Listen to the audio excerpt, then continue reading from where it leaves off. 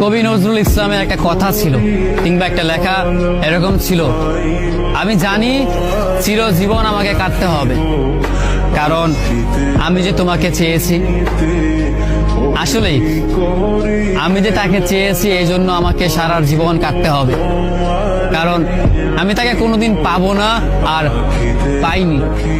পাইনি বলেই আমার কান্না করতে হয়। তাকে আমি প্রচন্ড ভালোবাসি বলেই আমার কান্নাটা আসে, তাকে আমি আমার করে পাইনি বলেই আমার কষ্টটা হয়। কবি নজরুল ইসলামের লেখাটা খুব দারুণ ছিল। আসলেই তাকে পাইনি বলে আমাকে সারা জীবন কান্না করতে হবে। যদি সে আমার এই ভালোবাসাটা বুঝতো, আমার এই অসীম ভালোবাসাটা বুঝে আমাকে একটু বলতো যে আমি অন্যদের মতো কখনোই তোমাকে ছেড়ে যাব না, তাহলে বিশ্বাস করুন পৃথিবীতে হয়তো আমার চাইতে সুখী মানুষ আর কেউ হতে পারতো না।